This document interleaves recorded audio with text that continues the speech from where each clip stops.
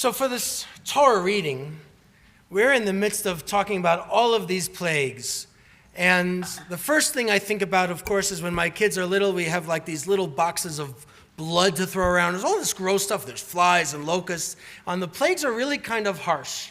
And we know that it's kind of harsh. And we make it kind of fun when their kids are little around that Seder table. But if we go a little bit deeper, if we try and figure out what's God doing here, we see something pretty compelling. Last week at our Torah study, we have a lovely, wonderful group that gathers before our services on Shabbat mornings.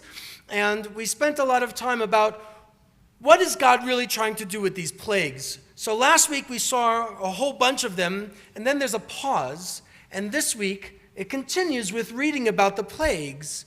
And part of the conversation was that God wanted to show power to Pharaoh, to show that Pharaoh wasn't really a god. Pharaoh thought he was a god, but he wasn't really. But there was another aspect to this. The other aspect was to show those Israelites also that the God that made a promise to their ancestors is going to keep it. And that even though they have been pushed down and feeling crushed, that God is going to extend this hand and pull them out, metaphorically speaking, but their liberation is going to be real. And so all of these plagues are showing God's power both to Pharaoh in Egypt and on the other hand to the Israelites so that they can have some buy-in and they can have some hope and they can have some trust because they've been crushed for hundreds of years.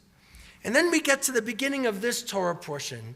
And right in chapter 10 of the book of Exodus, it says, Adonai said to Moses, go to Pharaoh, for I have hardened his heart. And this is when everybody in Torah study gets mad at me. Why is God hardening Pharaoh's heart? Because if God is hardening Pharaoh's heart, then it's not really Pharaoh's fault. Kind of doing what God wants him to do, to be cruel and all of these things. So then we have to take a step back and say, is God really doing the hardening? Well, we can read. It does say that in the text. God is hardening, stiffening Pharaoh's heart. But we're already a whole bunch of plagues in. So then we have to go further back. We go back to last week's Torah portion. And it turns out that there are 20 times in this section where it says that God is hardening Pharaoh's heart or that Pharaoh is hardening his own heart. 20 times it talks about somebody hardening Pharaoh's heart. 10 are when Pharaoh does it, and 10 is when God does it.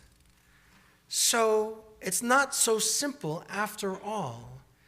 Either Pharaoh's a puppet and just doing what God wants, but that's kind of harsh because Pharaoh and all of those Egyptians are going to suffer. Suffer for what reason? Just to show that God is great?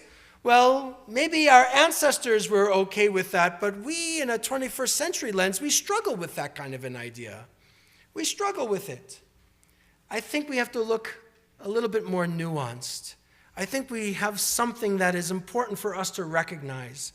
We see Pharaoh, a man who thinks he's God, and all of his people thinks he's a God, and he's hurting and destroying these Israelite souls, and he is hardening his own heart. We see it over and over and over again, those 10 times.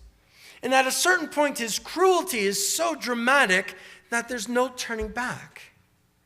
You see, in the beginning of the plagues, we see Moses going to Pharaoh and saying, hey, let these Israelites go, let my people go. You remember the song, that's fine, don't do it now. But if he's saying, let my people go, let these Israelites go, freedom, we have work to do, and Pharaoh says, no. And in other times he says, okay, you can go, just stop the plagues. And Moses makes a plea, and God stops the plagues, and then Pharaoh says, I changed my mind. And that happens over and over and over again. We see a man who's asserting so much control and using his power to oppress a people.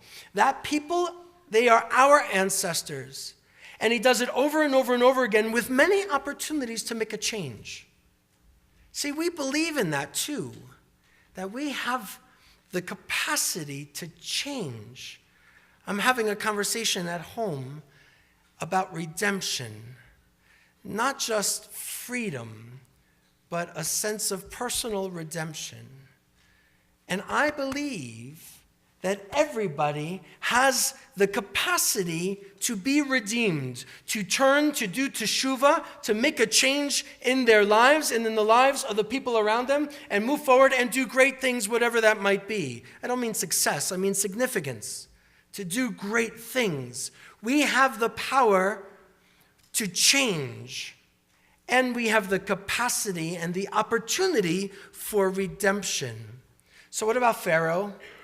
If God is manipulating Pharaoh and hardening his heart, does Pharaoh have a chance at redemption? And my answer to you is yes. Those first 10 times and the first 5 plagues, he has the ability and the capacity and the opportunity to say, okay, I realize I'm doing something wrong by keeping these people down.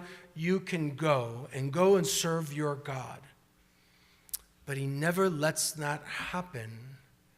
And so the sense of God hardening Pharaoh's heart, for me, is just God acknowledging that he's lost somebody.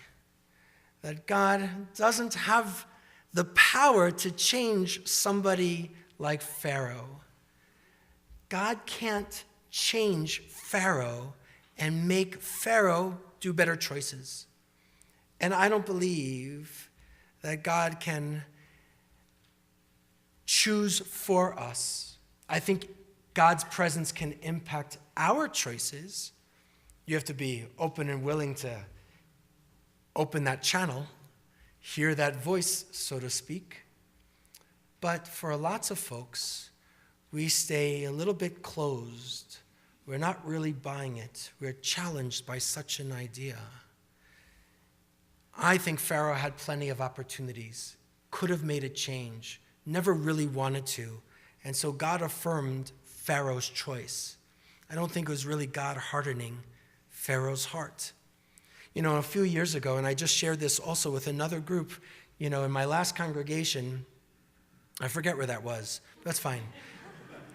In my last congregation, we had this wonderful interfaith program because a lot of folks didn't know anything about the Jewish community. And so different churches were involved and the mosque was involved. There was a Black Baptist church and the Presbyterians and the Methodists. And it was great. It was wonderful. And we would go and visit each other's house of worship for prayer and then have a meal afterwards because everybody in faith traditions do the same thing. And then the pastor or the clergy or the rabbi, we would answer questions.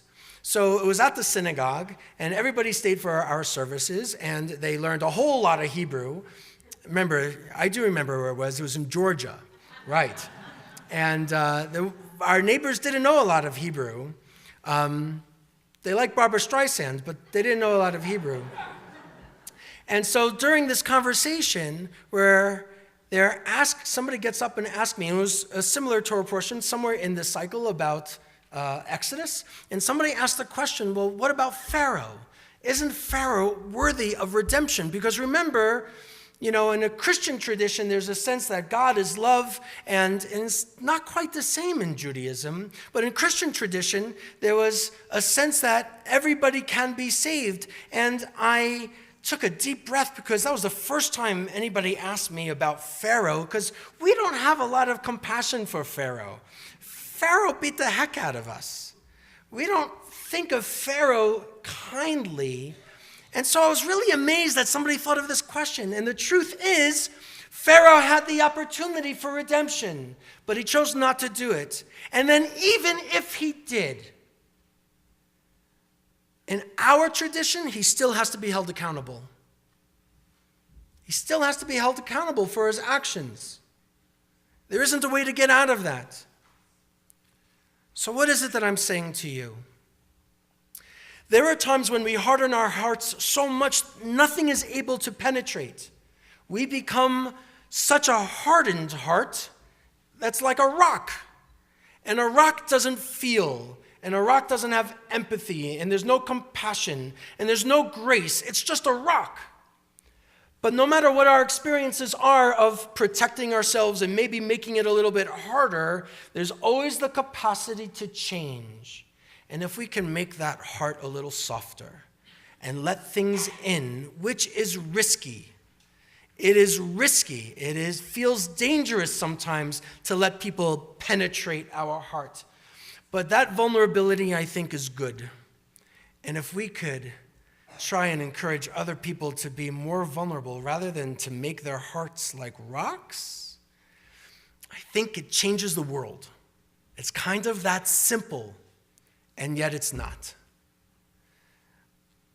We celebrate people who put themselves at risk. Like Moses, he didn't want the job, remember? He tried to get out of it, but he does the best he can. He misses the mark. So do all of our ancestors, our foremothers and our forefathers. They're human beings, regular human beings who are extraordinary just like us. So friends, as we consider all of the things that are happening in our world, let's open up our hearts. Let's not be like Pharaoh. Let's try and make room for others, including those who disagree with you.